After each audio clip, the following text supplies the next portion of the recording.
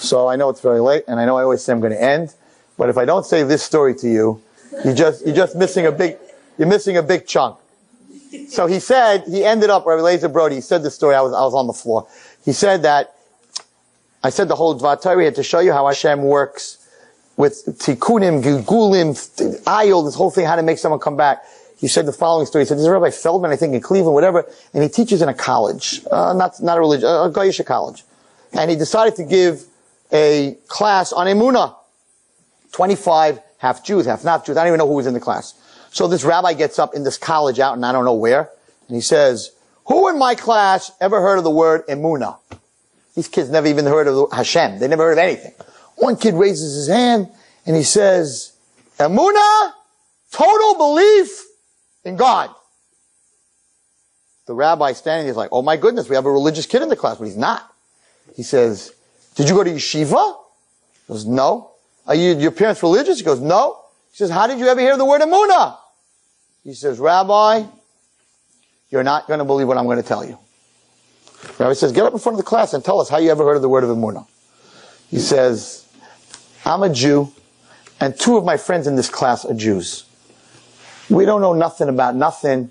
My grandmother bought me a little charm, a Magen David. That's all I know about Judaism, is I wear a Magen David. He says, one night, me and my 2 Jewish friends went to Alabama, to a bar.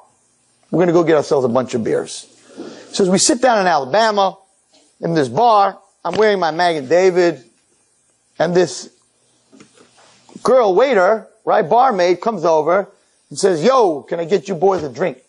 So yeah, get us 3 beers. She goes, hey man, you're wearing a Magen David. You must be Jewish. He goes, yup. She goes, well, check this out, man.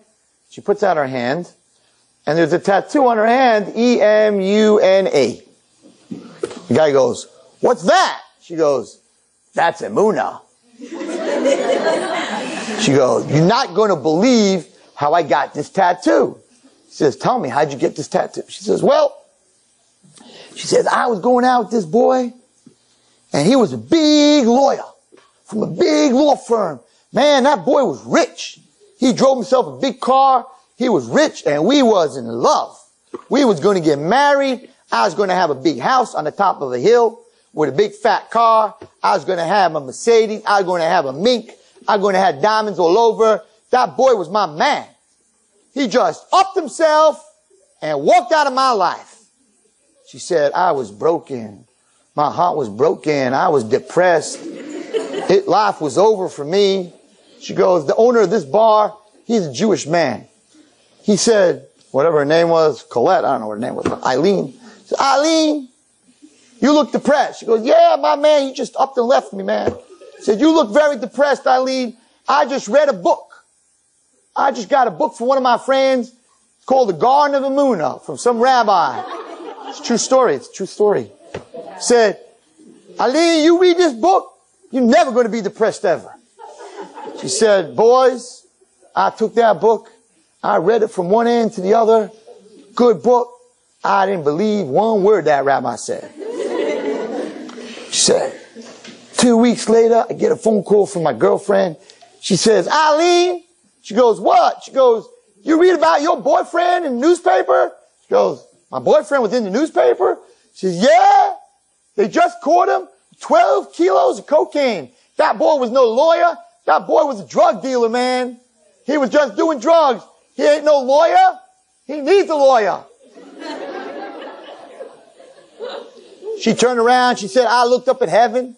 I said, God, that book that man wrote, that's right. You always watching us all the time. I thought that was a lawyer. That was a drug dealer. I would have been dead the rest of my life. I would have been in jail. God, whatever that rabbi wrote is true. I have Emouna. She said, I upped myself.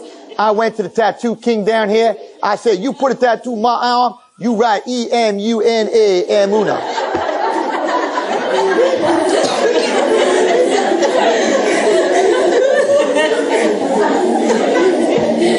You see how far HaKadosh Baruch Hu has to go to get 3 Jewish boys who are going to get a beer in Alabama to get connected to this book. Of course, when he heard about the book, he got the book, and that changed his whole life. Hashem never gives up on his children, ever, ever, ever. For Chava, he had to go through everything he went through, that Chava could be masaken, what she did. For these 3 boys drinking a beer, he had to have this girl go through everything that she went through in order to bring them back. Kadosh Baruch Hu is always there. Sometimes he plays hide and seek. Just got to look for him. If you look for him, he'll show himself. You'll find him.